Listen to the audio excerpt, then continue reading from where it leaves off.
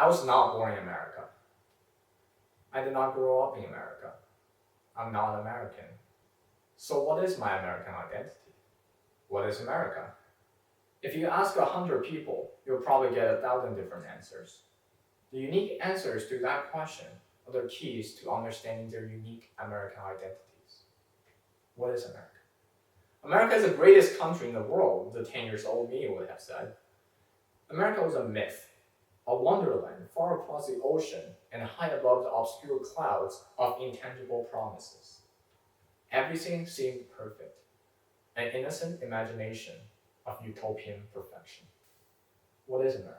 America is evil capitalism, someone may have told me. After all, the business of America is business. Having lived my life in a supposedly communist country, America was on the polar opposite. To politicians on either side, the ideals of the other side of the ocean are always targets of criticism and sources from which to draw sentiments of patriotism and nationalism. What is America? It's a place I want to go. When the fabricated tension overshadows the substantial similarities, I dare to seek the truth. My first personal encounter with America started with a book about going to school there. I wondered why I was born in China. I wondered how different would my story be if I was born in France, in Cambodia, in New Zealand, in Kenya, or in America. I attempted to fathom the stories behind the lives I never had a chance to experience. When the opportunity presented itself, I grabbed it. That's the mindset I came with. I wanted to take a peek out of the little box I was in. I thought I would try it out and retreat back into the comfort of familiarity. I never sought to stay, never sought to connect. My American identity was then a visitor, touring among the complexity of its splendor. I was within and without, simultaneously enchanted and repelled by the inexhaustible variety of life. I was just like Nick Carraway, and America was my then splendid city of New York. Lost among the inexhaustible variety, little did I know that the futile attempts of staying back was already far behind me. I've become part of the story of America. There's no way back now.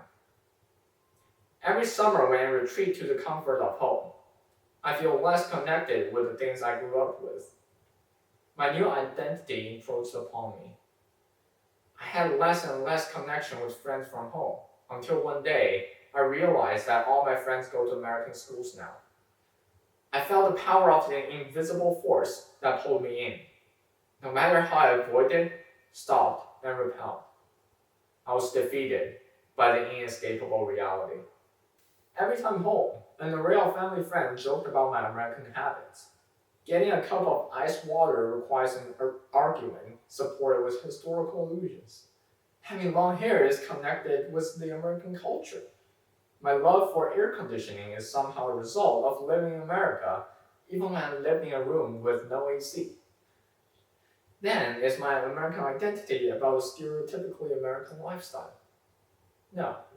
My American identity does not consist of drinking ice water and eating McDonald's. I was questioned by them about my life in America. They asked, what is America? Initially, I provided them with a summary of the Wikipedia page, the common values, the politics, the discrimination, the gun violence, until one day I was finally speechless.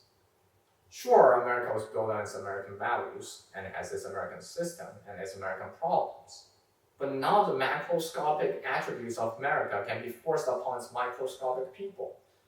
How can one say America is capitalist when there are Americans who are socialist, communist, and anarchist?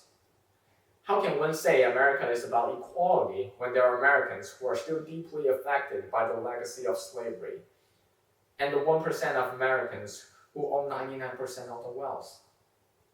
Then, can American identity be based on those values? Supporting any of the supposedly American values does not make me American. That is not my American identity. What is America? I feel I can no longer explain it. Behind the thick clouds of the myth is something only to be understood not by mere explanation, but by experience. Just as I would never comprehend the experience of those who grew up in Kenya or France, the American identity of mine made my experience alien to theirs. My American identity is not of a tangible, visible, or utterable form, nor is it a shareable attribute. It is a mysterious combination of memories, the people, the struggles, the love, that form my unique bond with America. We're like specks of dust in a beam of light. You can't see the dust without the light, nor can you see the light without the dust. The form of the light, just as our American identity, only exists when there's dust. The dust have always existed, but as without dust no form appears, without the light, neither do the dust matter. I don't know what the light is, but that's no matter. The significance of the light lies in the other specks of dust that without the light, I would have never seen.